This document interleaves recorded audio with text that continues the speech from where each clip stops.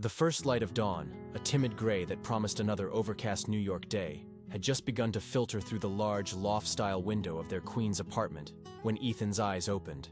He didn't need an alarm.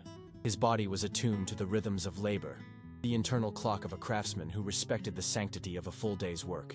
He lay still for a moment, listening to the city's slow awakening, the distant groan of a sanitation truck, the first tentative chirps of sparrows nesting on the fire escape. Beside him, Clarissa slept on, a still and perfect silhouette under the 1,000-thread-count Egyptian cotton sheets she had insisted on buying.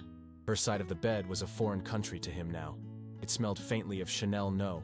5 and a mint and eucalyptus night cream, a sterile, expensive scent that seemed to form a chemical barrier against his own perpetual aroma of cedarwood, turpentine, and honest sweat. He could feel the chasm between them in the very mattress, a depression on her side from a body held taut even in sleep, and a corresponding one on his, worn in by years of turning towards a woman who was no longer there.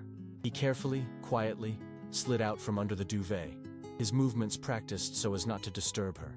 His feet met the cold, polished hardwood floor, another of her upgrades to the apartment they had once joyfully decorated together with mismatched second-hand furniture. On his worn wooden chair lay his clothes for the day, faded jeans, a thermal shirt, and a flannel thick enough to ward off the morning chill in his workshop. Beside the chair sat his backpack. It was an old canvas and leather affair, a relic from a camping trip they'd taken in their first year of marriage, back when their laughter echoed in the mountains, and their future felt as wide and open as the sky. Now, its fabric was softened with age and stained with varnish, the leather straps cracked and worn. It smelled of sawdust and the faint metallic tang of his tools. He unzipped the main compartment, the sound unnaturally loud in the quiet room, and peered inside. Tucked into a soft flannel cloth was the anniversary gift he'd finished late last night, a wristwatch, its casing carved from a single, perfect piece of burl walnut, the same wood he'd used to build the headboard of their bed 5 years ago. He had painstakingly assembled the Swiss movement himself, a delicate, intricate heart that would measure the seconds and minutes of a life he increasingly felt he was no longer a part of. He ran a calloused thumb over the smooth, polished wood, a tangible piece of his soul, a testament to time and patience. He zipped it back up, the sound a final, metallic sigh in the stillness. The silence in the apartment wasn't peaceful. It was heavy, an unacknowledged entity that had grown between them, more profound and deafening than any shouted argument could ever be. He moved through the apartment like a ghost in his own home, his socked feet making no sound on the gleaming floors. In the kitchen, the sleek stainless steel espresso machine, a $2,000 monstrosity Clarissa had ordered online without consulting him, sat like a chrome altar on the granite countertop. He ignored it, his hand going to the simple, old-fashioned kettle he kept for his morning tea. As the water heated, he watched her through the open doorway. Her routine had become a finely tuned, mercilessly efficient ritual. She would wake precisely at 6:30 a.m., not a minute sooner or later, her phone alarm a gentle, synthesized chime that was somehow more jarring than his old buzzing clock. She'd spend exactly 7 minutes scrolling through market updates before gliding into the bathroom, emerging 25 minutes later, a completely different person. The soft, sleeping woman would be gone, replaced by a corporate warrior encased in armor, a tailored blazer, a silk blouse, and a pencil skirt that probably cost more than his monthly workshop rent. Her hair would be flawlessly styled, her makeup a subtle mask of professional competence. She spoke to him in those mornings, but the words were functional, transactional. "Did you remember to take out the recycling? I have a late dinner with the board tonight. Don't wait up. The cleaner is coming on Thursday. Try not to make a mess." He was a part of her domestic logistics, a line item on a checklist, no different from the dry cleaning or the grocery delivery. This morning was their 5th wedding anniversary, a fact he was sure had been scrubbed from her mental calendar to make room for a conference call or a quarterly review. He felt a familiar, dull ache in his chest, the quiet grief for a partnership that had devolved into a cohabitation agreement. He remembered a time when she'd been fascinated by his work, her eyes alight as she watched him turn a rough piece of lumber into something beautiful. She used to love the smell of sawdust on his clothes, claiming it smelled like honesty. Now, she just wrinkled her nose and suggested he shower before coming to bed. He poured the hot water over his tea bag, the steam warming his face. He would surprise her. He would go to her office, that gleaming tower of power in Manhattan, and give her the watch. Maybe, just maybe, holding that piece of their shared past, a thing made of patience and love, could remind her of the man she married, not the inconvenient blue-collar husband who no longer fit into the glossy prospectus of her life. If you enjoy stories of karma and hidden secrets, subscribe now, because the truth has a way of revealing itself at the most inconvenient times, often when we are most certain we have buried it for good. His hope was a fragile, flickering ember, but he couldn't bring himself to extinguish it, not yet. He had to believe that a single heartfelt gesture could still bridge the miles of emotional distance that now separated their two worlds. His workshop in an old warehouse district in Brooklyn was his sanctuary, the only place where the silence felt right. It was a productive, creative silence, filled not with unspoken resentments, but with the potential of creation. The air was thick with the rich, earthy perfume of wood, the sharp, clean scent of freshly cut pine, the spicy notes of mahogany, and the sweet, almost vanilla-like fragrance of cherrywood. Sunlight, thick with dancing dust motes, streamed through the grimy, oversized windows, illuminating the organized chaos within. Tools hung from pegboards in a specific, almost sacred order. Chisels with worn wooden handles, hand planes gleaming with oil, saws of every size and purpose. Workbenches were littered with sketches, calipers, and half-finished projects. To an outsider, it might look like a mess, but to Ethan, it was a living library of his life's work. Every object holding a story, every tool an extension of his own hands. Here, he wasn't Clarissa's disappointing husband. He was a master of his craft, a man who could impose order on chaos, who could see the soul within a block of wood and coax it out. He set his backpack down on a clear corner of a bench and pulled out the watch one more time, letting it rest in his palm. He had spent over 100 hours on it, meticulously carving the casing, sanding it with progressively finer grits of paper, until it felt as smooth and warm as riverstone, and fitting the delicate mechanical movement inside. It was a foolishly romantic gesture, he knew. Clarissa wore a sleek, minimalist smartwatch that tracked her stocks, her heart rate, and her schedule down to the minute. It was a tool of efficiency, a cold band of metal and glass. This watch he'd made was its antithesis. It didn't connect to the internet or count her steps. It did only one thing. It marked the passing of time, a steady, quiet, analog heartbeat. He had imagined her wearing it on weekends, a reminder of a slower, more deliberate world, their world. He was trying to give her a piece of his own peace, a small anchor in the relentless storm of her ambition. The decision to go to her office solidified in his mind. It felt necessary, a final, desperate attempt to communicate in the only language he had left, the language of things made with care, with intention, with love. He couldn't compete with the bonuses, the stock options, or the power lunches, but he could offer this, a piece of himself, a piece of them. He carefully wrapped the watch back in its cloth and tucked it deep inside his backpack, nestled amongst a tape measure and a small block plane. He felt a surge of nervous energy, a knot tightening in his stomach that was equal parts hope and dread. He was about to step out of his world, the one place he felt truly competent and whole, to venture into hers. A glittering, merciless arena where he knew his skills and values were worth absolutely nothing. He zipped the watch into a protected pocket of the old backpack, unaware that he was packing a memory into a vessel of judgment, about to sail it into the most hostile waters imaginable. The journey from his Brooklyn workshop to the heart of Manhattan's financial district was like traveling between two separate warring nations. It began with the familiar gritty comfort of his own neighborhood, the streets lined with brick warehouses and small family-owned businesses, the air smelling of roasted coffee and the nearby East River. He walked to the subway station, nodding at faces he recognized. The owner of the corner bodega, the mechanic from the garage across the street. Here, his paint-splattered jeans and worn work boots were a uniform of belonging, a sign of a man who worked with his hands.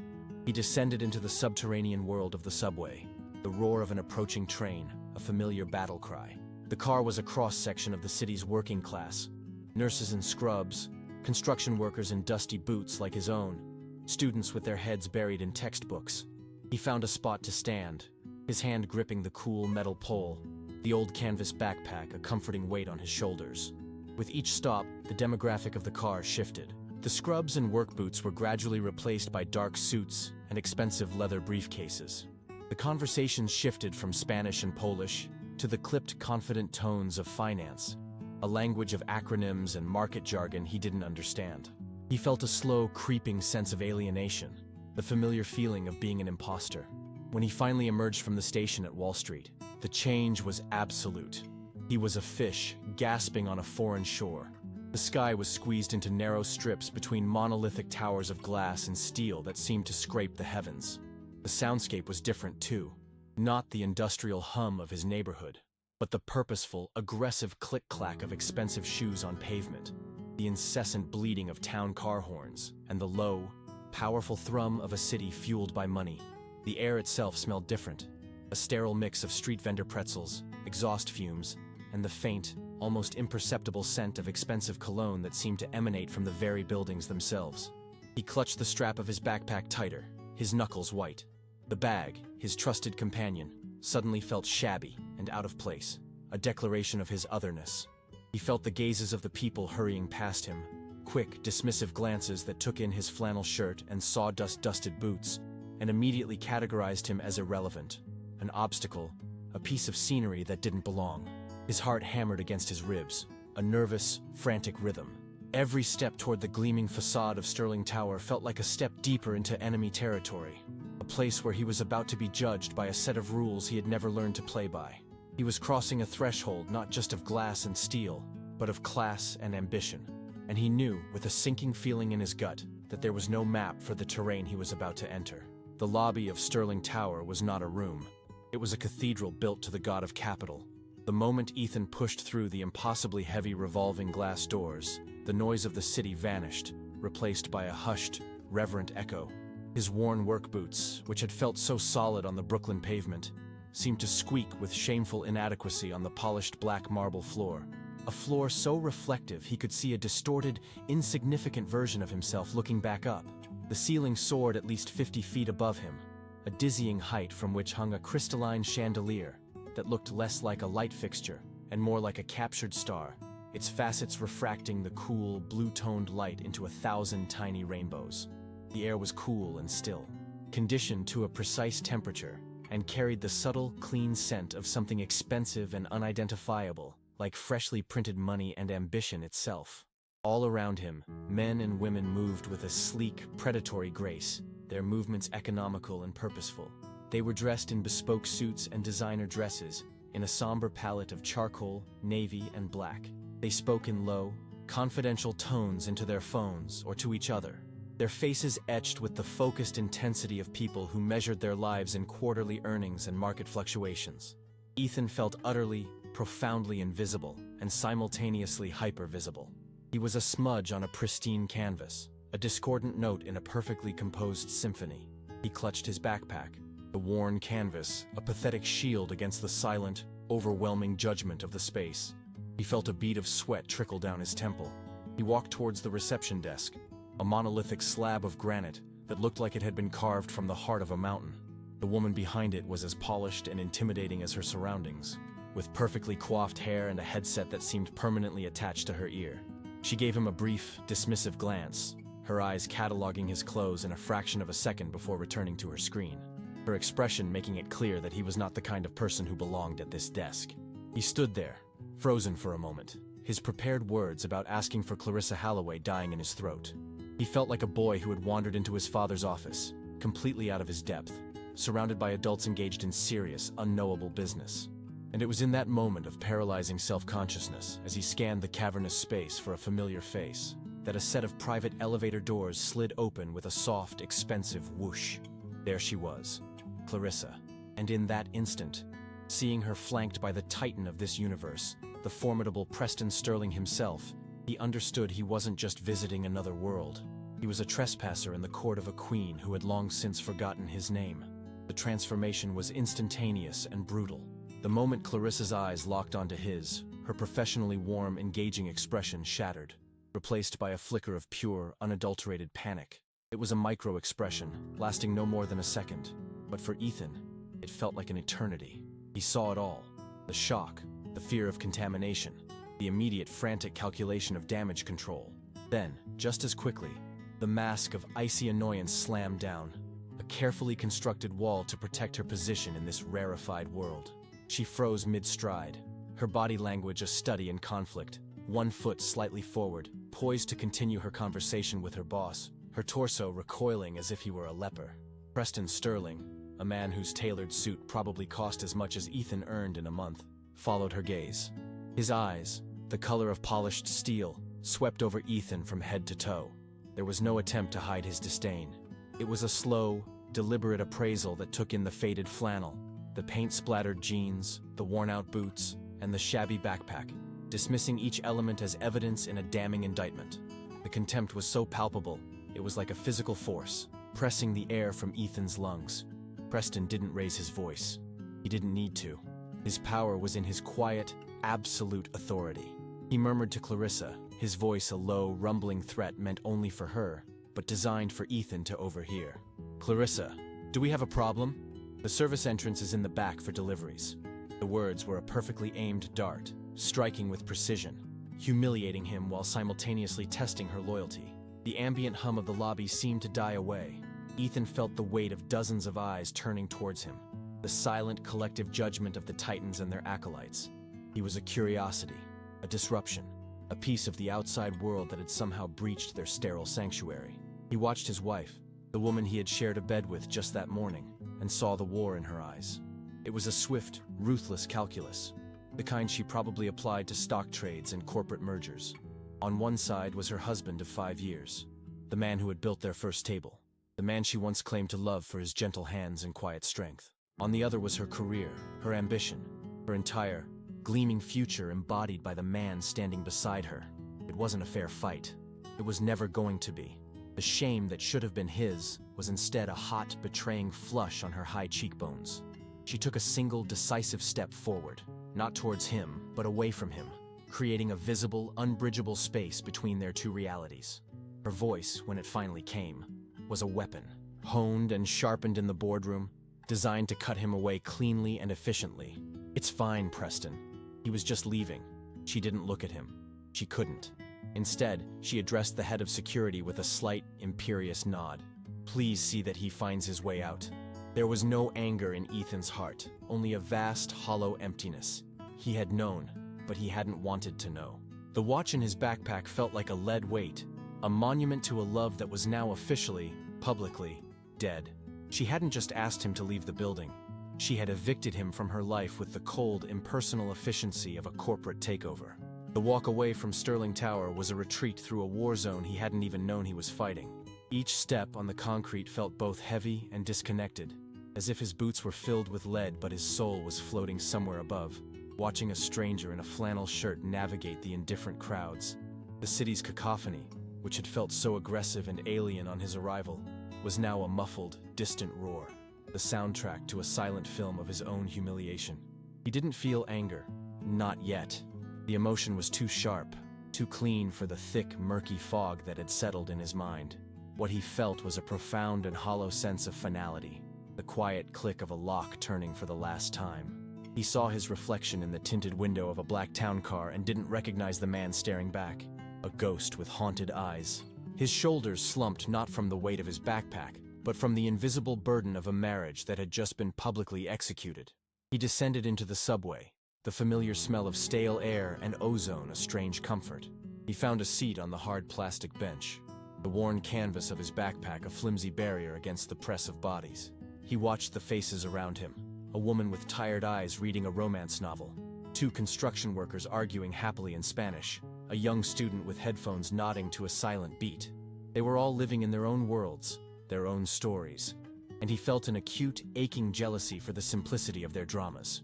His own story had just become a grotesque farce, a tragedy of manners he was too simple to understand.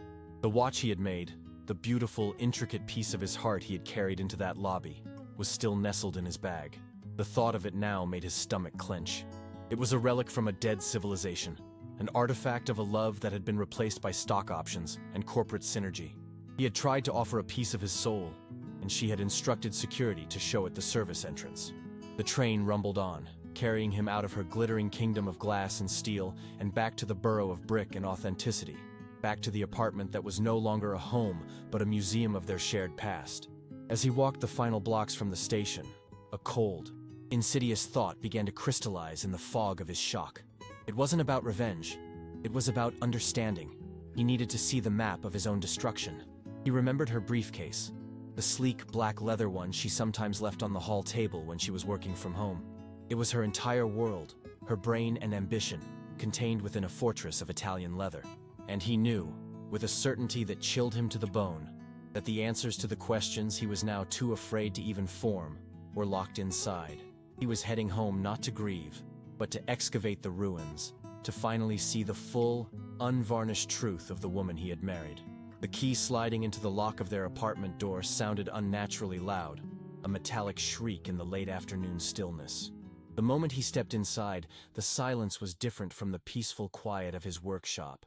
This was a curated, expensive silence, maintained by triple-paned windows and the sheer height of the building.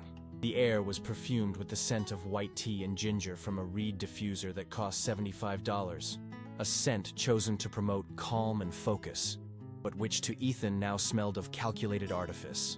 The apartment was immaculate, sterile. The cleaner had been on Thursday, and Clarissa's strict rules ensured no trace of life. No stray mail, no shoes by the door, no dust, marred the perfect magazine-ready tableau. It was a showroom for a life, not a place where one was actually lived. His gaze landed immediately on the hall table, a beautiful piece of reclaimed oak he had spent a month restoring. Its warm, honeyed tones, a stark contrast to the cold, modern decor Clarissa had filled the apartment with. And there it sat, the briefcase. It was exactly as he had pictured it, a black leather rectangle of immense power and mystery. It seemed to hum with a contained energy, a repository of secrets and ambitions that had rendered him obsolete. He stood frozen in the entryway, his heart hammering a frantic, uneven rhythm against his ribs. A voice in his head, one that sounded uncannily like his grandfather, a man of simple, unshakable principles, whispered about privacy, about trust, about the sanctity of another person's world. But another, rawer voice, born of the morning's raw humiliation, screamed back that he no longer owed any allegiance to a trust that had been so publicly and callously betrayed. He was not a partner anymore. He was an obstacle, a delivery to be rerouted. The thought of her words, "Please see that he finds his way out," echoed in the silent apartment, and the last of his hesitation evaporated. He was already out. Now he just needed to know why. His hands trembled as he reached for the briefcase. The leather felt cool and smooth under his calloused fingertips, a foreign texture from a world he could touch but never truly enter. He felt a bead of sweat trace a path down his spine.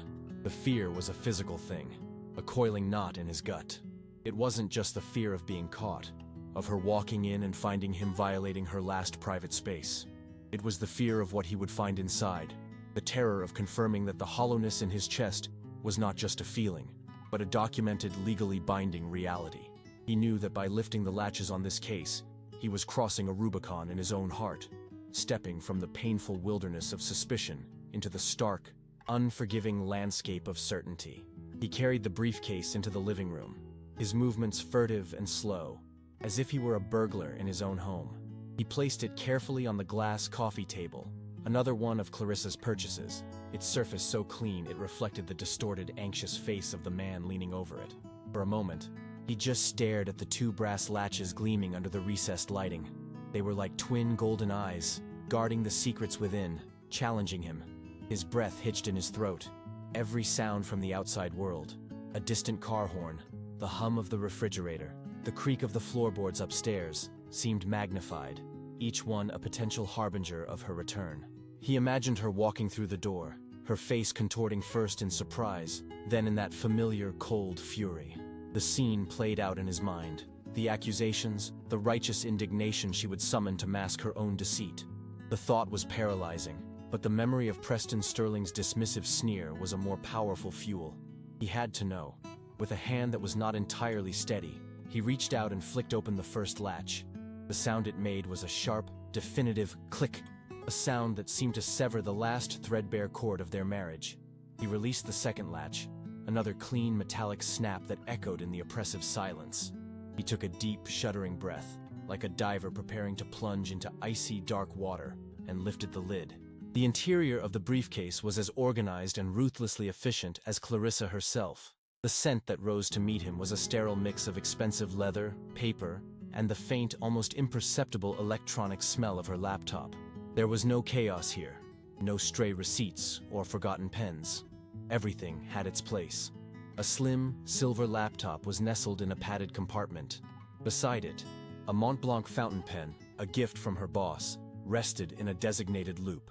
A leather-bound planner, its pages filled with her neat, angular script detailing meetings and conference calls, lay on top of a stack of files. He felt a pang of something like grief, seeing these artifacts of her other life, a life he had only heard about in brief, edited summaries before she drifted off to sleep. He carefully lifted the planner, its weight feeling significant, and set it aside. Beneath it were several files, each neatly labeled. Q3 projections, Sterling merger analysis, board meeting prep, and then he saw it. Tucked underneath the corporate files was a simple, plain manila folder with no label. It felt different from the others, thinner, more personal. His fingers brushed against it, a strange jolt, like a static shock, passing through him. This was it. This was the heart of the matter. He knew it with an instinct that transcended logic. He slowly, deliberately, pulled the folder out, the rough texture of the paper a stark contrast to the smooth, glossy files surrounding it. He placed it on the glass table, a silent, unassuming bomb waiting to detonate the rest of his life. His heart pounded a deafening drumbeat in his ears as he opened the manila folder. The first page was a letter, on the heavy, cream-colored letterhead of one of the city's most expensive and aggressive law firms, Donovan, Finch, and Abernathy. The words seemed to leap off the page, cold and formal and utterly devastating. Petition for dissolution of marriage. Dissolution. The word was so clinical, so sterile, a legalistic term designed to strip all the pain and humanity from the act of tearing a life apart. He saw their names, typed in stark black ink. Clarissa Marie Halloway, petitioner, versus Ethan James Halloway, respondent. He was the respondent, a passive participant in the dismantling of his own marriage. He felt a wave of nausea, his hands growing clammy as he forced himself to read on.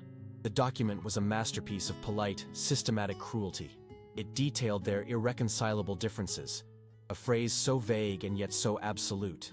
It cited his failure to contribute financially to the marital standard of living, a brutal corporate assessment of his life's work.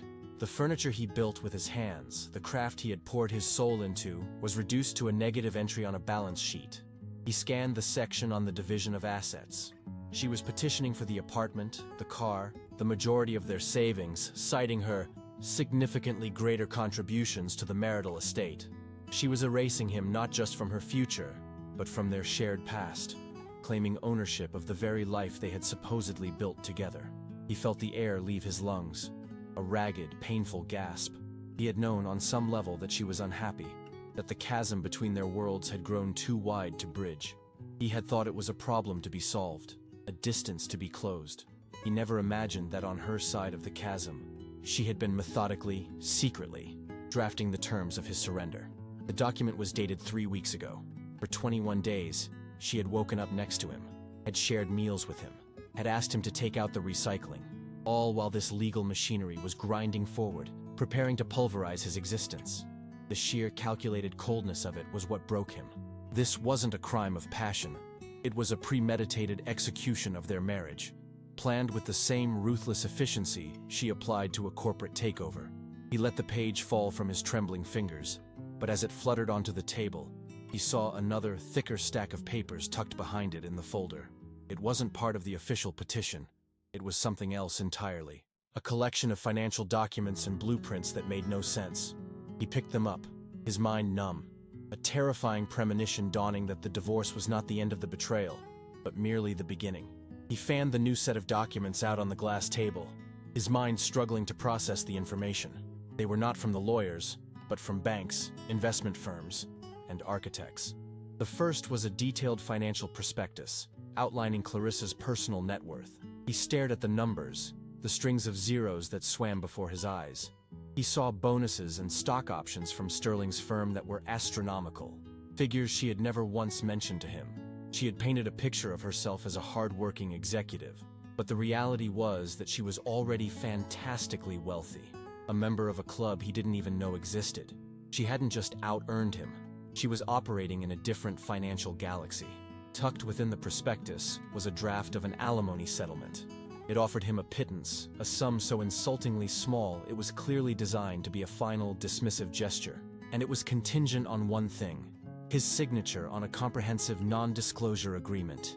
The NDA was attached, 3 pages of dense, threatening legalese that would legally bar him from ever speaking about Clarissa, her work, her finances, or her relationship with anyone at her firm, specifically naming Preston Sterling. It was hush money, a legal gag to ensure the inconvenient, blue-collar husband simply disappeared without making a scene. He felt a bitter, humorless laugh bubble up in his throat. She wasn't just divorcing him. She was trying to purchase his silence, to scrub the stain of his existence from the pristine narrative of her rise to power. Then he saw the architectural drawings. They were for a penthouse apartment, a sprawling, multi-level monstrosity in a new, ultra-luxury building overlooking Central Park. It was the kind of place he had only ever seen in movies, a palace in the sky. He flipped through the pages, seeing layouts for a home gym, a wine cellar, a private screening room. And on the final page, the one that made his blood run cold, was the mortgage application. It was a joint application. The names listed as co-borrowers were Clarissa M. Halloway and Preston G. Sterling. The affair he had suspected, the one he had tried to deny even to himself, was laid bare in the cold, transactional language of a mortgage agreement. They weren't just colleagues. They were planning a life together, building a new nest in the heavens, funded by the spoils of her corporate conquests. This whole thing, the divorce, the secrecy, the NDA, it was all a carefully orchestrated plan to clear the decks, to remove the embarrassing starter husband so she could upgrade to the CEO. The cruelty was breathtaking in its scope and precision. He felt like he was suffocating, the weight of the conspiracy pressing down on him, and yet he knew, with a sinking finality, that he still hadn't reached the bottom. He sat back on the sofa, the scattered papers on the coffee table looking like the debris field of a plane crash. His plane crash.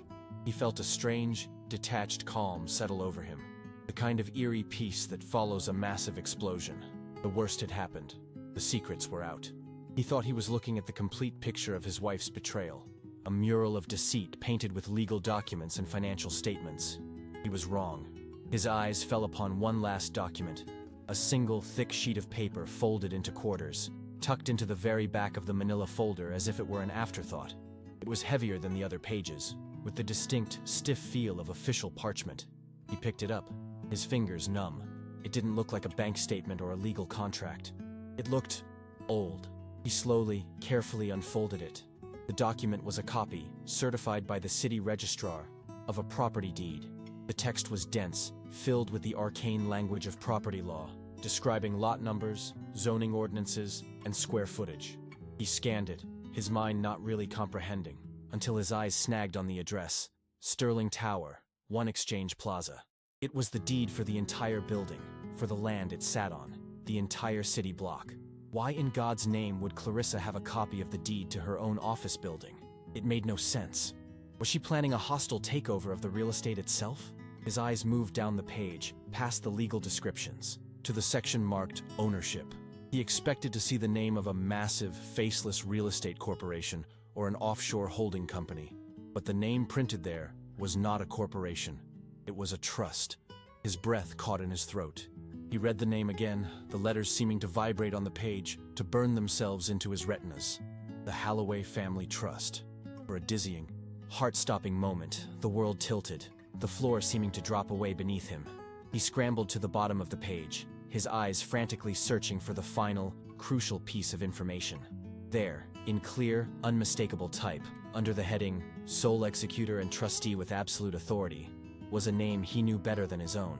Ethan James Halloway. The air was punched from his lungs. A sound escaped his lips, a strangled, incredulous gasp that was half laugh, half sob.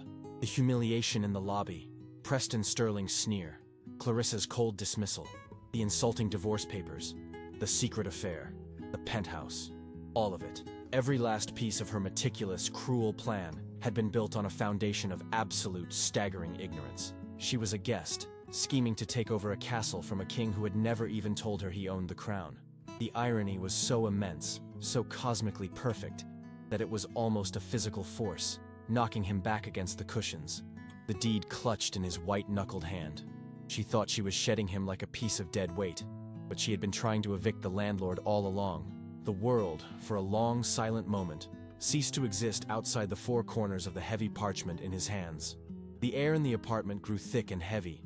pressing in on him, muffling the distant sounds of the city into a dull, subaquatic drone. He read his own name again, and then a third time, his finger tracing the embossed, official letters as if touch could verify what his eyes could not comprehend. Ethan James Halloway, sole executor and trustee, absolute authority. The words were alien, belonging to a different man, a different life. It was a name he saw on his driver's license, a name he signed on invoices for his furniture. But here, on this document, it was imbued with a power so immense it felt like a physical weight. A memory, dusty and long unvisited, surfaced from the depths of his mind. His grandfather, a man of few words and hands as calloused as his own, sitting him down before he passed. He'd spoken of a trust, of a few properties in the city that the lawyers would manage, investments that would ensure Ethan would never have to worry. But his grandfather's final piece of advice had been a quiet plea. Don't let the money change the man. Build your own life, son, with your own two hands. That's the only thing of real value. And Ethan had honored that. He had deliberately, consciously, chosen not to look into the details, not to know the scale of it. He wanted to be the man his grandfather respected, a craftsman who earned his keep through skill and sweat, not a dilettante living off a legacy. He had built his life, his marriage, his entire identity on that principle. And now, the catastrophic irony of that choice was crashing down on him. He had been living as a pauper, by choice, in a kingdom he unknowingly ruled.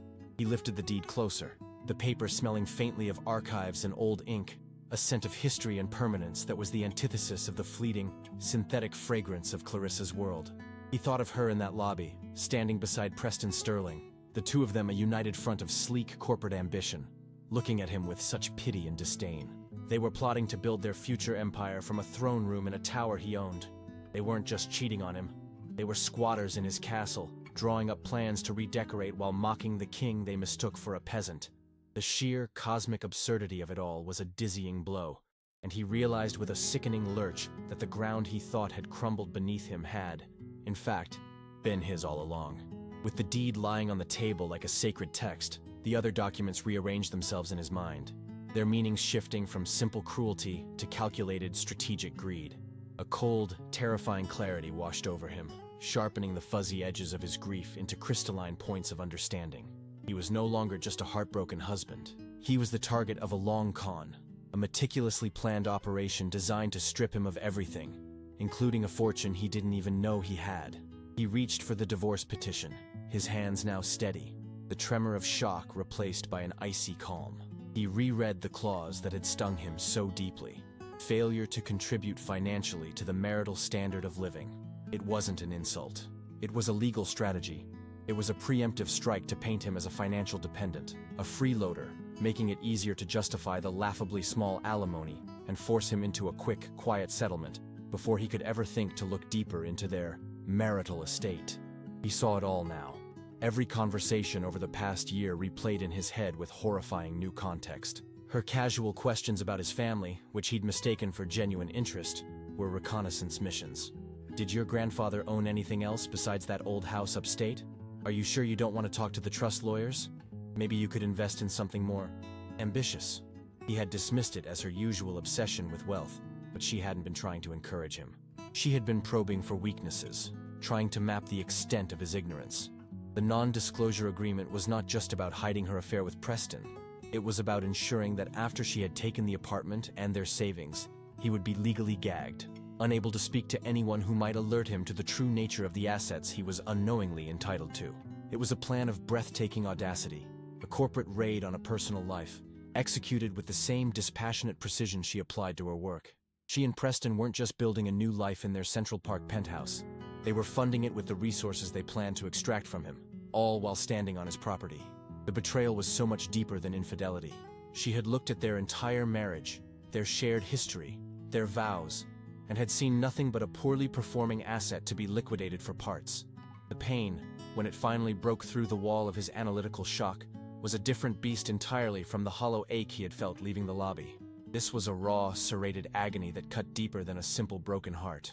It was the pain of being utterly and completely misjudged, of having his core identity, his quiet dedication to his craft, his integrity, his deliberate choice of a simple life, used as a weapon against him.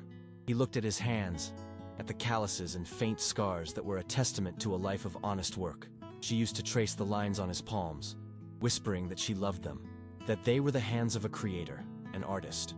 Now he understood that in her eyes, they were merely the hands of a fool, a simpleton too preoccupied with sawdust and varnish to notice the wolves circling his inheritance.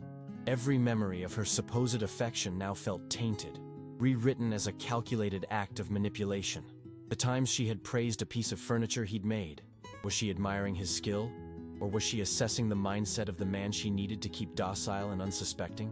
When she'd sighed dramatically about their finances, was she truly worried? Or was she laying the groundwork for her narrative of his inadequacy? He felt a profound sense of violation, as if his entire past had been a lie. A carefully constructed stage play, in which he was the only actor who didn't know his role was that of the disposable chump. He was not just a starter husband, he was a stepping stone, a necessary but temporary inconvenience on her path to power and wealth. She hadn't just fallen out of love with the carpenter from Queens, she had actively despised what he represented, all while secretly coveting the legacy he had been too honorable to claim. The love he thought they had built together was no different from the cheap, mass-produced furniture she now favored. It looked good on the surface, but it was made of particle board and glue, designed to be thrown away the moment it was no longer fashionable.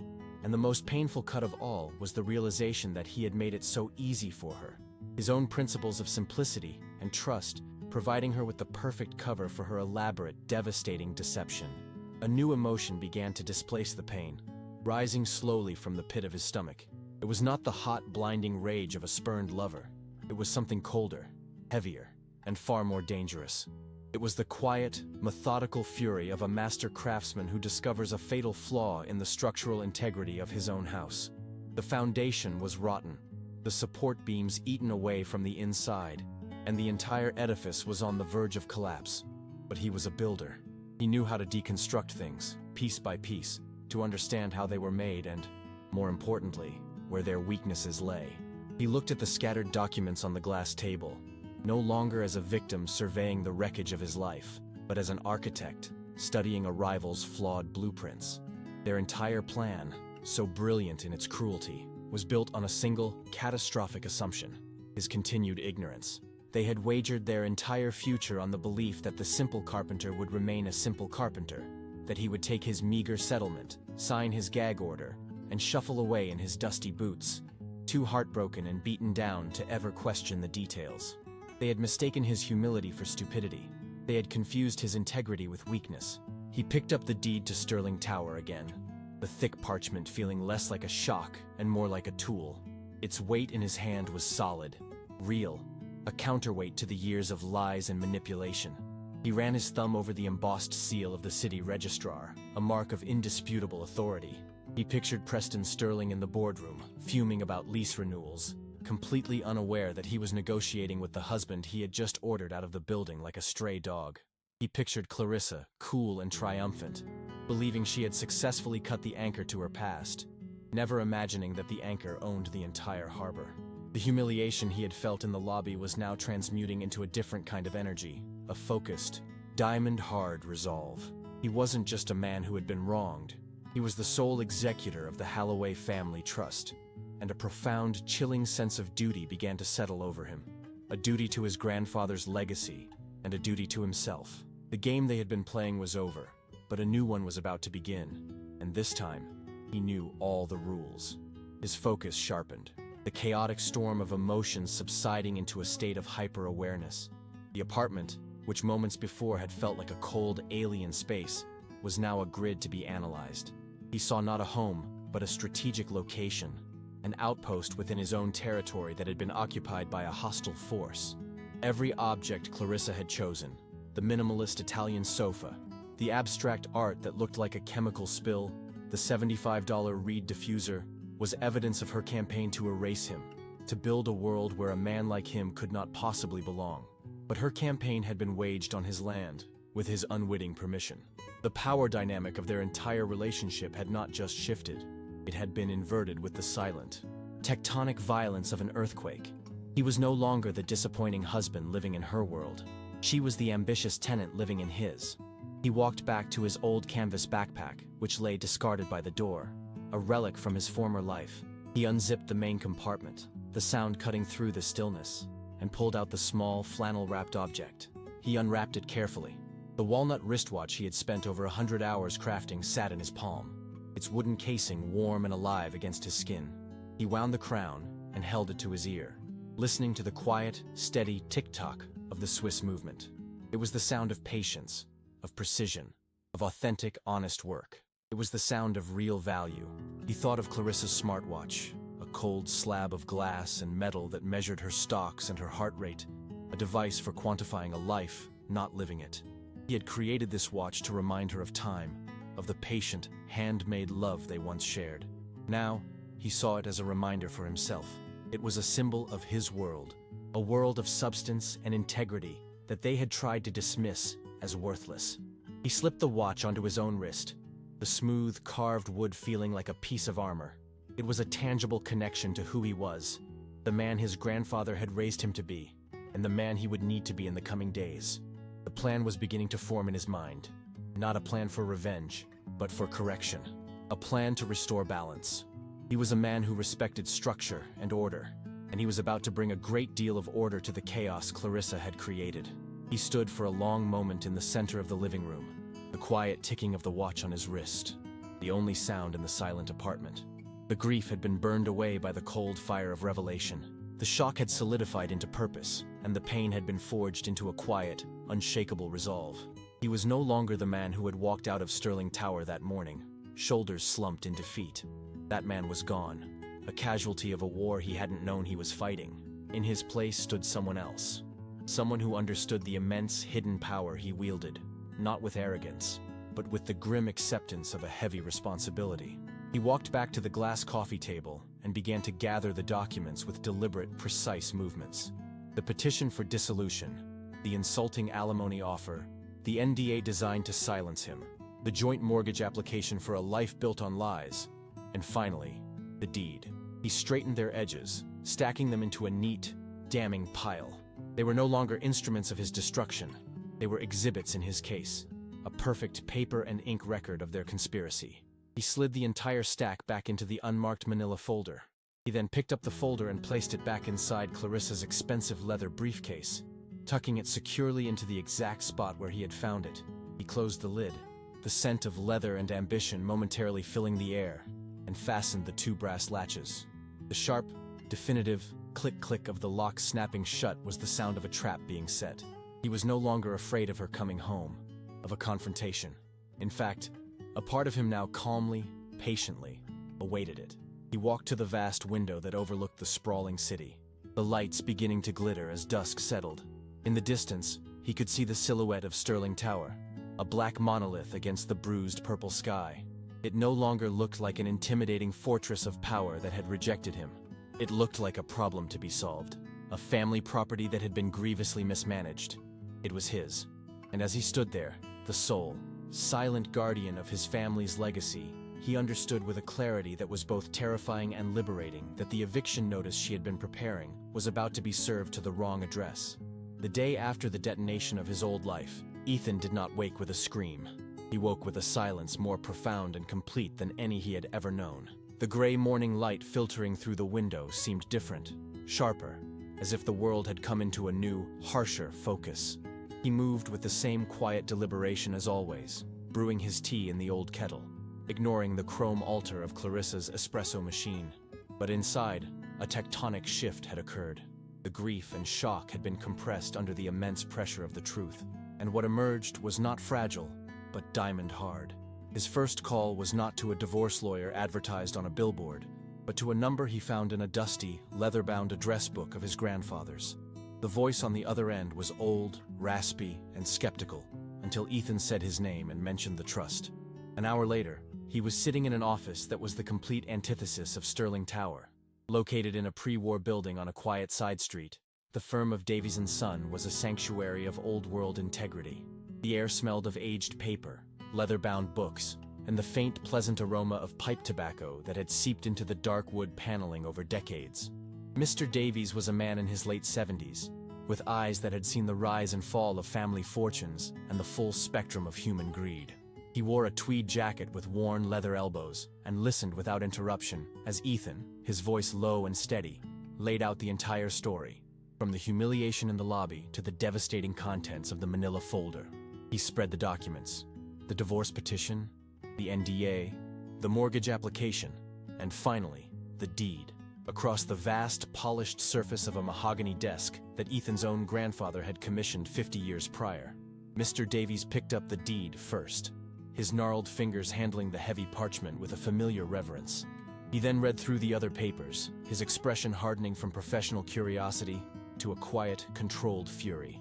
He took off his gold-rimmed glasses, polished them with a silk handkerchief, and looked at Ethan with a new, profound respect. "Your grandfather was a wise man," he said, his voice a low rumble. "He believed that character was the only true currency.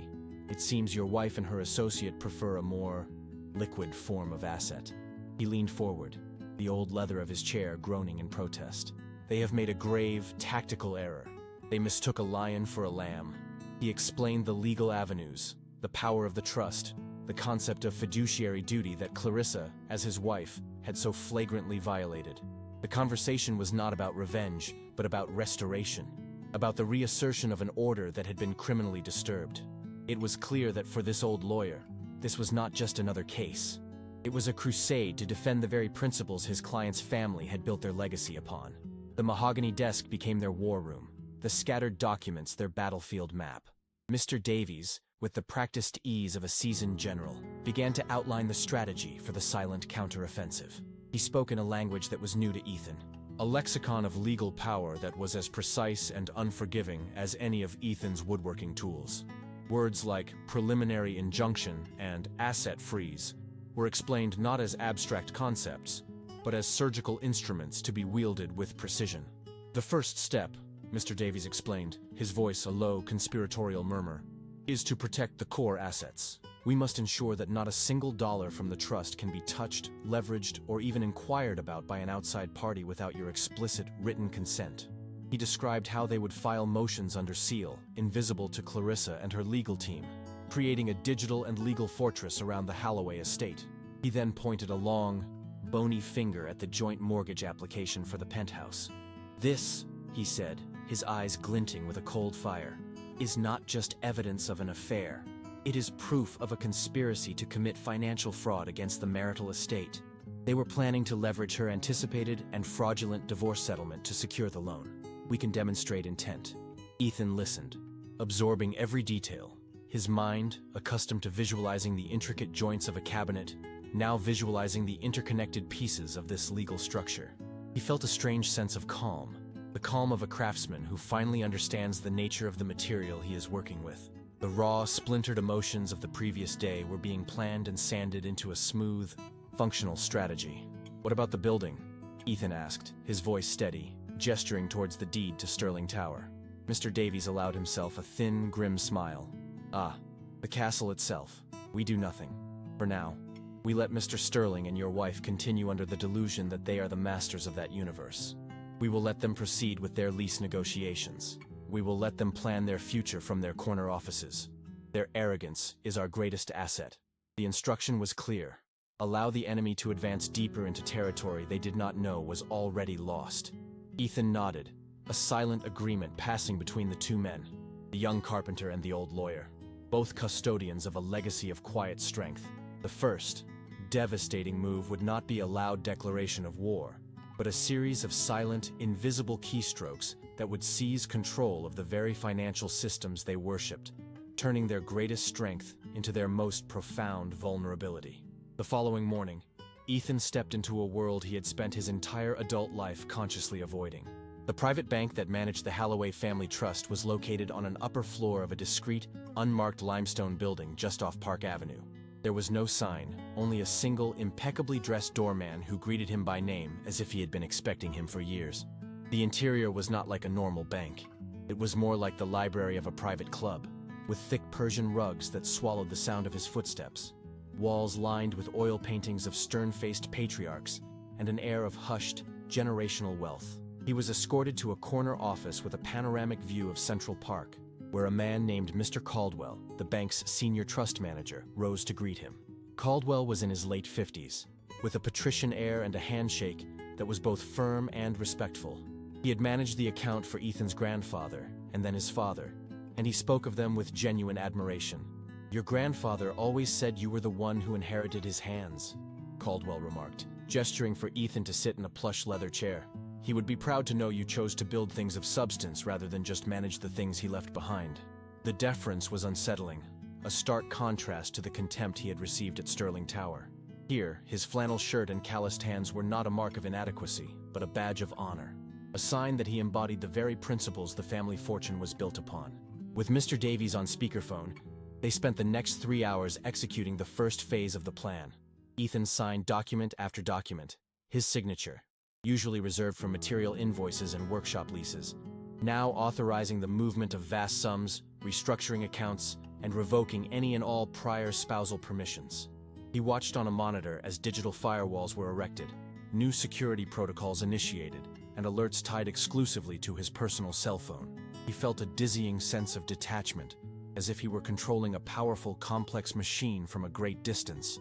The numbers on the screen, with their long tails of zeros, felt abstract, unreal.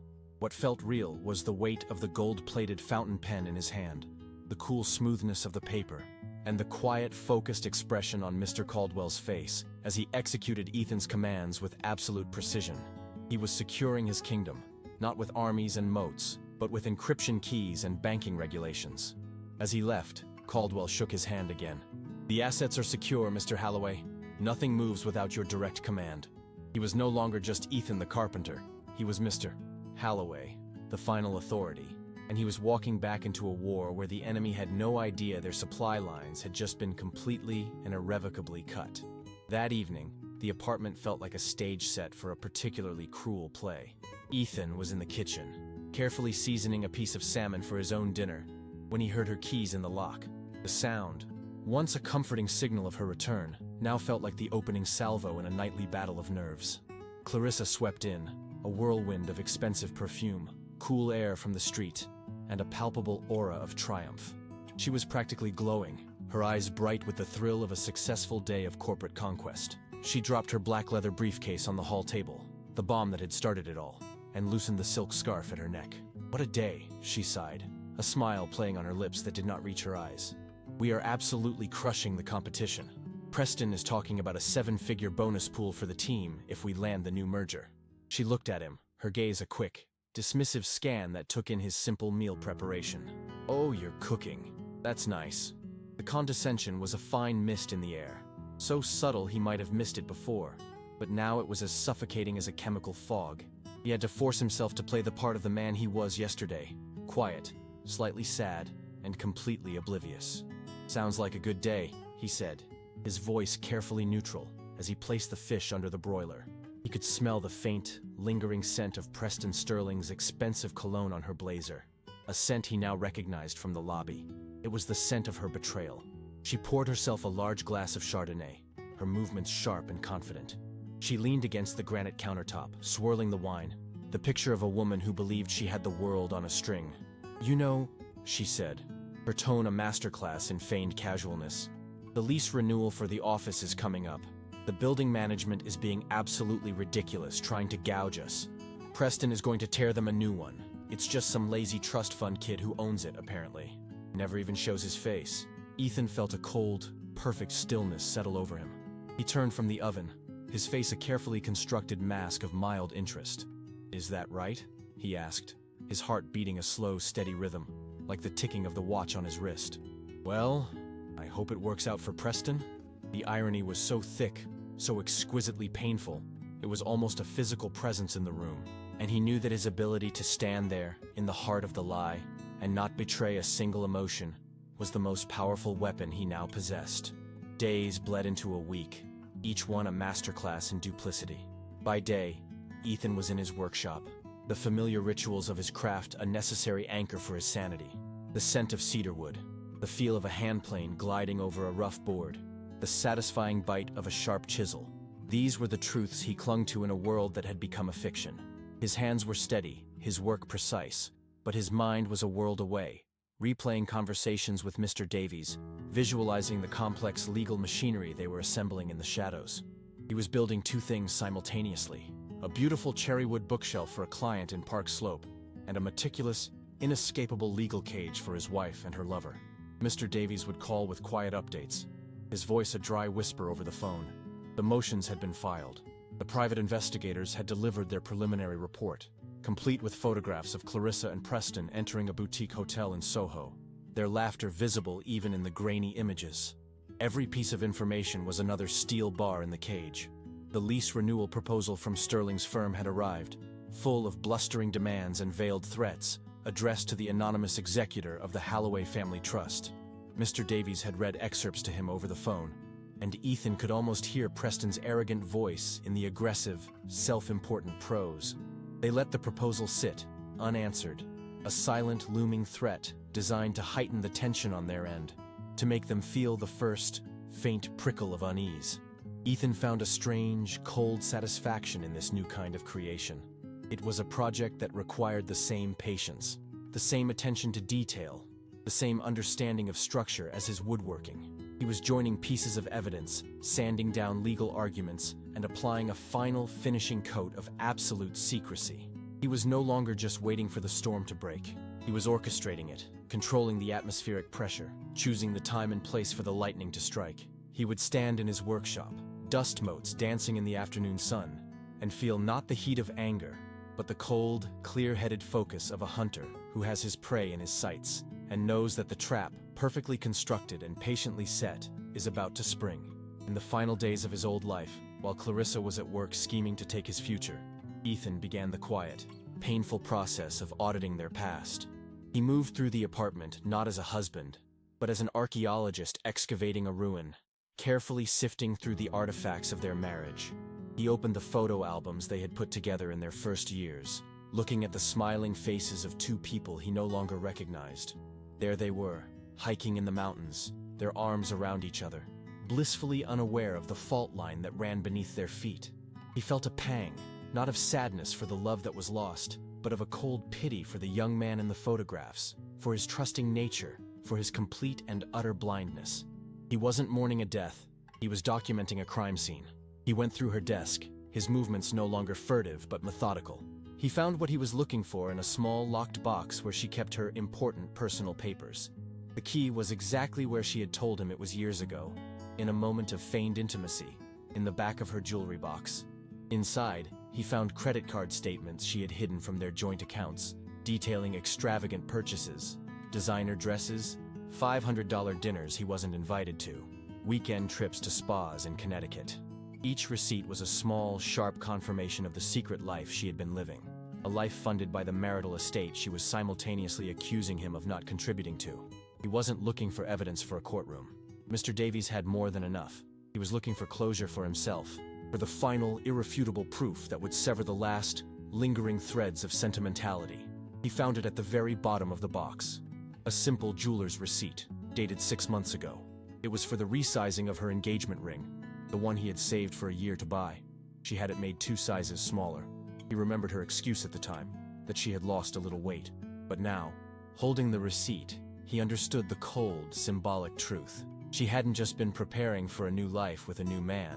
She had been physically altering the symbols of their shared past, methodically erasing him, piece by piece, long before she ever drafted the divorce papers. He placed the receipt back in the box, locked it, and put the key back in its place, his heart no longer aching, but chillingly, completely still, ready for the final act. The night she chose to execute him was a Tuesday. It was a detail Ethan knew he would remember with a strange, clinical precision, like the specific grit of sandpaper required for a final finish. The air in the apartment was thick with an artificial calm, the scent of the white tea and ginger diffuser mingling with the aroma of the ridiculously expensive takeout sushi she had brought home.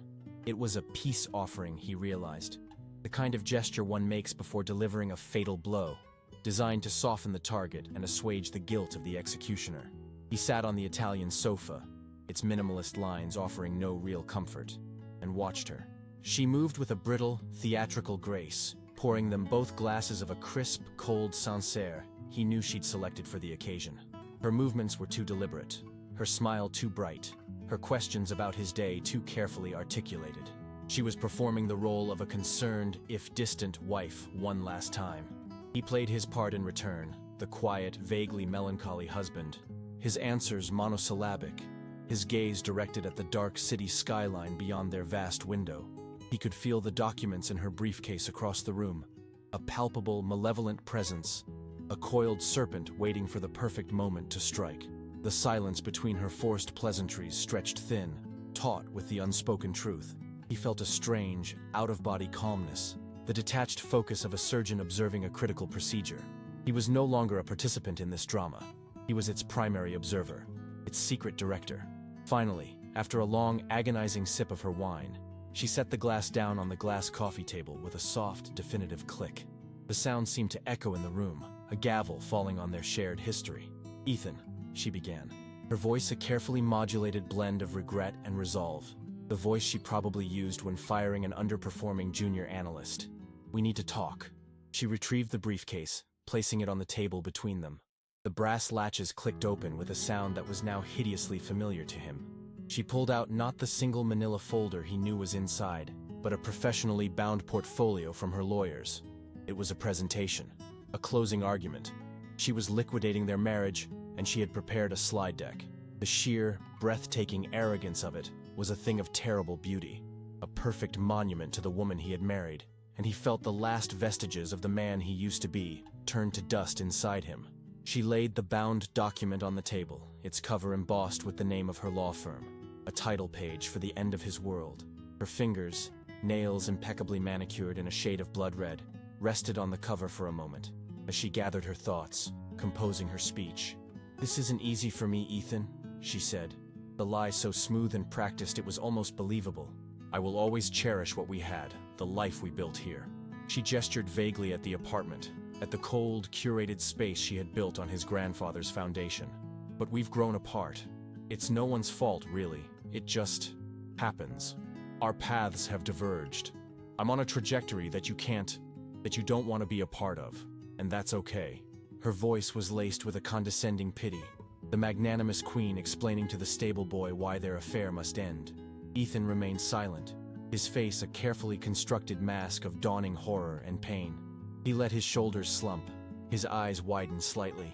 He made himself look broken, blindsided, allowing her to feel the full, satisfying weight of her power. Inside, he was a block of ice, watching, recording, analyzing. He saw the faint tremor in her hand and knew it wasn't nervousness, but the exhilarating thrum of adrenaline, the thrill of the kill. She opened the portfolio, revealing the petition for dissolution, the division of assets, the insulting alimony offer, and the non-disclosure agreement. She walked him through it, point by point, her tone shifting from regretful to briskly efficient. She was closing a deal. He was the underperforming asset being written off the books. "I've tried to be more than fair," she concluded, gesturing to the pittance of a settlement. "This will give you enough to get a new place, to get back on your feet.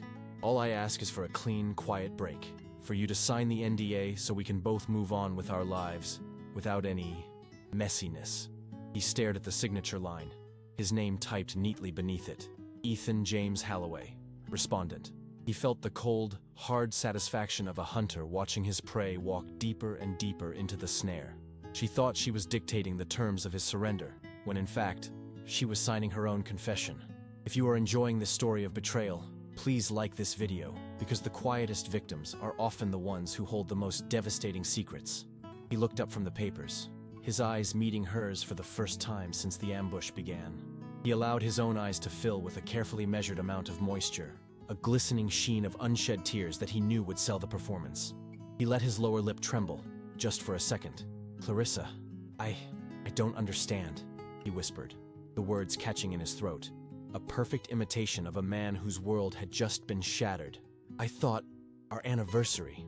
He let the sentence hang in the air, a pathetic, wounded thing. He saw a flicker of annoyance in her eyes, quickly suppressed. His sentimentality was an inconvenient variable in her otherwise clean transaction. "Ethan, please," she said, her voice hardening slightly.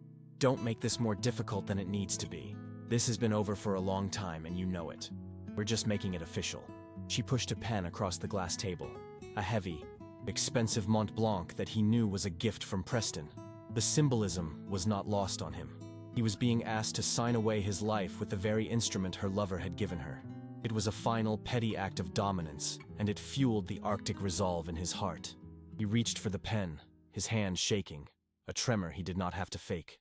The cool, weighted barrel felt alien in his calloused grip, a tool from another world. He uncapped it, the motion slow, agonizing. He could smell her perfume, that sterile Chanel No. 5, a scent he now associated with antiseptic and deceit. He bent over the table, the document spread before him like a patient etherized upon a table. He could feel her watching him, her entire body radiating a tense, victorious energy. She was so close to her goal, to the clean, final cut she so desperately craved. He lowered the nib to the first signature line on the divorce petition.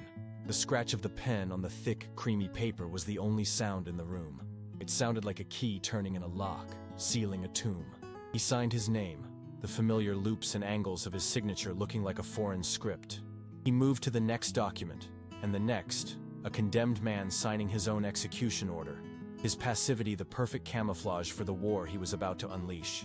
He pushed the final signed document, the NDA, back across the table towards her, his movements slow and defeated, as if the pen had drained the very life from his arm.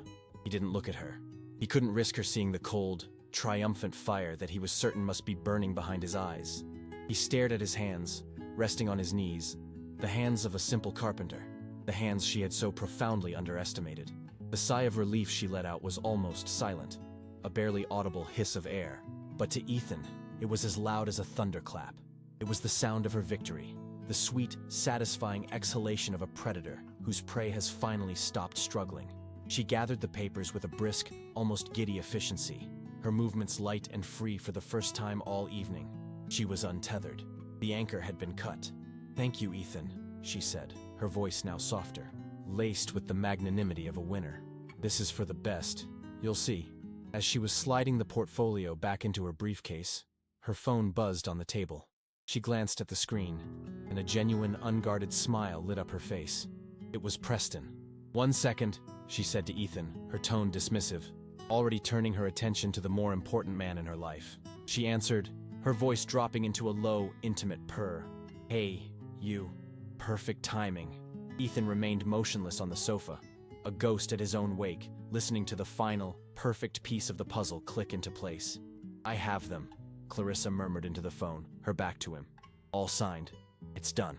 There was a pause, and then she laughed, a sound that was both joyous and cruel. "I know. Yes. Your timing is impeccable. You got it? They sent it over?" She listened for another moment, her smile widening. He caved.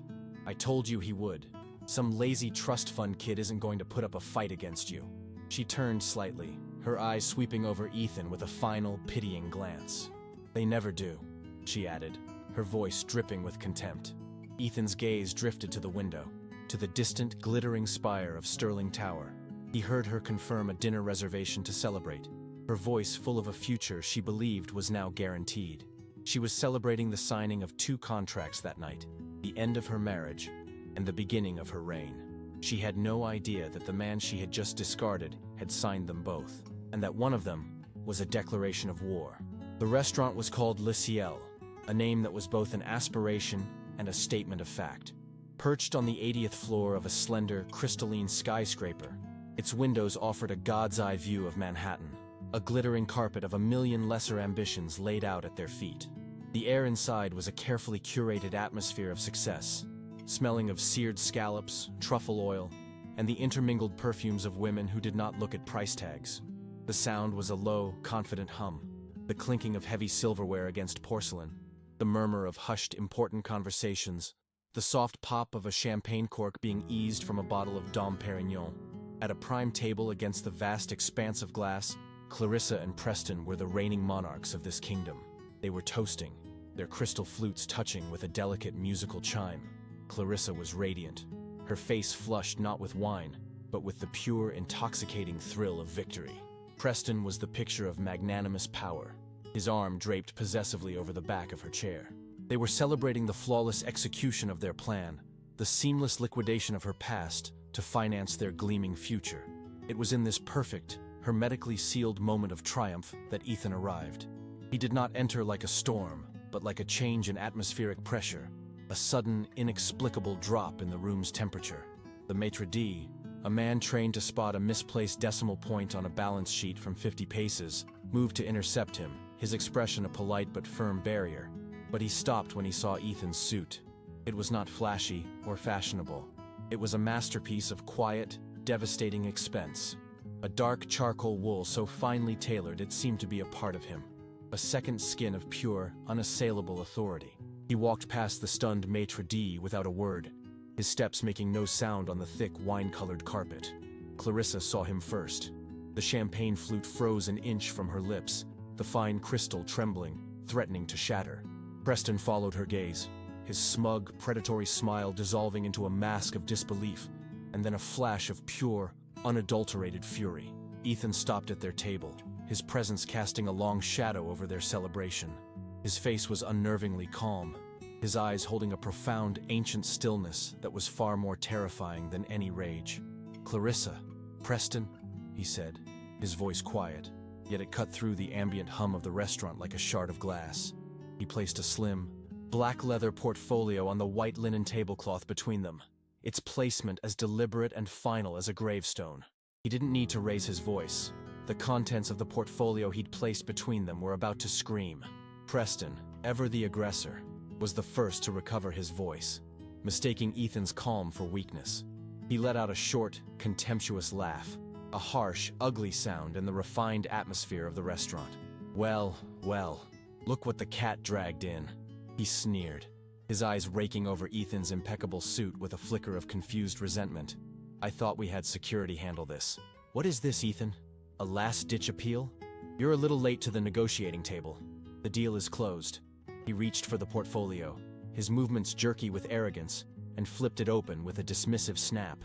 He expected to find a handwritten letter, a pathetic plea for reconciliation, perhaps some poorly drafted legal threat from a second-rate Queen's lawyer. Instead, his eyes fell on the familiar, embossed letterhead of his own firm, Sterling Industries. It was the 20-year lease renewal proposal he had personally overseen, the one filled with aggressive terms and confident demands. On top of it lay a single sheet of heavy, cream-colored bond paper, a document that felt as substantial and unyielding as a slab of marble. He began to read, his smug expression slowly, horrifically, beginning to curdle. He saw phrases like "rejected in its entirety," "untenable terms," and "failure to meet the fiduciary standards of the trust." His eyes, wide with a dawning, sickening dread, darted to the bottom of the page. The signature was a clean, confident script he had never seen before, but the name typed beneath it detonated a bomb of pure, ice-cold panic in the center of his chest. Ethan James Halloway, sole executor, the Halloway Family Trust. The blood drained from his face, leaving behind a pale, waxy sheen of sweat. Clarissa, sensing the seismic shift in his demeanor, leaned forward, her heart beginning to hammer against her ribs. She read the name, and then read it again, the words refusing to make sense. "Halloway Family Trust?" she whispered, the sound a ragged, desperate plea for an alternate reality. "Ethan, what is this?" Ethan looked at her, his expression devoid of hatred, filled only with a vast, empty clarity. "It's exactly what it says it is, Clarissa," he stated, his voice a flat, even tone that offered no room for argument. "You were so concerned about the lease renewal. I just wanted to deliver the news in person. Your proposal has been denied. The trust has decided to terminate the current lease agreement. Sterling Industries has 90 days to vacate all 10 floors of the building." The expensive, meticulously prepared food on their plates suddenly looked like ash. The champagne in their glasses had turned to poison, and as the full, cataclysmic weight of his words settled upon them, they failed to notice the 3 men in dark suits who had risen from a nearby table and were now walking towards them with the unhurried, inexorable pace of fate itself. The lead man was Mr. Davies, his age and his slightly rumpled tweed jacket a deceptive camouflage for the legal predator that lurked beneath. He moved with the quiet confidence of a man who had dismantled empires before breakfast, his sharp, intelligent eyes missing nothing. The 2 younger, broader men who flanked him were not his associates. They were federal marshals, their presence in this temple of wealth as jarring and ominous as a funeral bell. They stopped beside the table, forming a silent, unbreachable wall of authority. The hum of the restaurant had now died completely, replaced by a thick, voyeuristic silence, as every eye in the room was fixed on the unfolding drama. Mr. Davies did not acknowledge the audience. He looked only at the two people at the table, his expression one of professional, dispassionate duty. "Mr. Preston Sterling? Ms. Clarissa Halloway?" he asked, his voice dry and raspy, the sound of old paper and older laws. He didn't wait for an answer. He placed two thick, heavy envelopes on the table, their weight landing with a soft, final thud on the pristine linen. "You've been served." Clarissa stared at the envelope bearing her name as if it were a live scorpion. Mr. Davies elaborated, his voice a calm, methodical recitation of her ruin. "Ms. Halloway, that is a petition for an immediate divorce on the grounds of conspiracy to commit marital fraud and adultery. It is accompanied by an ex parte injunction, signed by a judge less than an hour ago, freezing every single one of your personal and professional assets, including all salary, bonuses, and stock options from Sterling Industries, pending a full forensic audit of the marital estate you attempted to defraud." Clarissa made a small, strangled sound, her hand flying to her mouth as the reality of her situation crashed down upon her. The seven-figure bonus, the portfolio, the very foundation of her new life. It was all gone, locked away in a legal vault to which she no longer held the key. Mr. Davies then turned his cool, appraising gaze to Preston. "Mr. Sterling, you will find a civil suit for your part in that conspiracy. You will also find a formal notice that the Halloway Family Trust, as a significant minority shareholder in your company, has this afternoon filed a motion with the board, supported by incontrovertible evidence of your actions, calling for your immediate termination as CEO on grounds of gross ethical misconduct and misuse of corporate resources." Preston simply stared, his face a mask of slack-jawed horror. His empire, his reputation, his entire world, dismantled in less than 5 minutes. The legal and financial devastation was merely the architecture of their ruin. Ethan knew the final, most personal blow had to be delivered by his own hand. Mr. Davies and the marshals took a single, synchronized step back, ceding the floor to their client. They were the legal scaffolding. This was the moment of emotional demolition.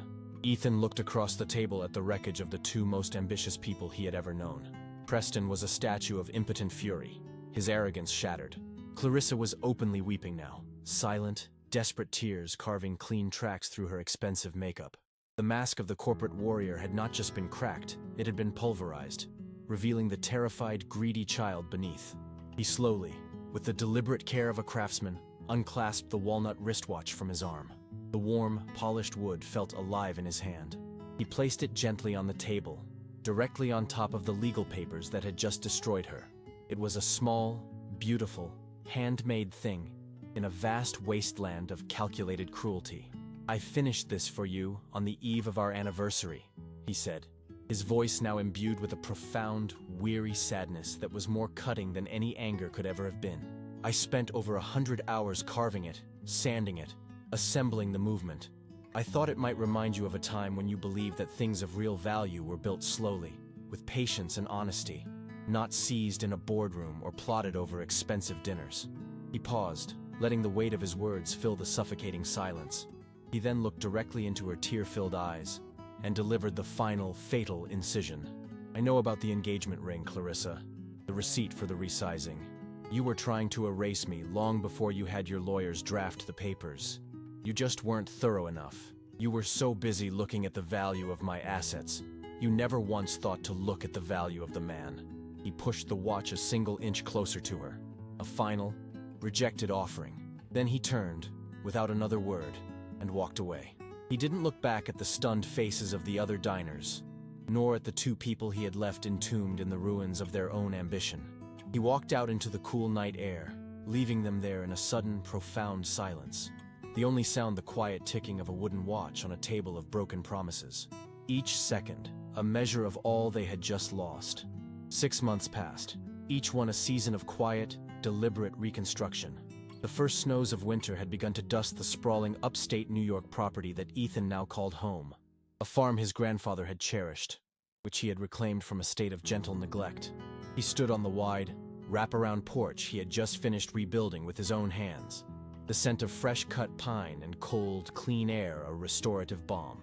In his hand, he held not a woodworking tool, but a heavy ceramic mug, its warmth seeping into his calloused palms as steam from his black coffee rose to meet the pale morning sun.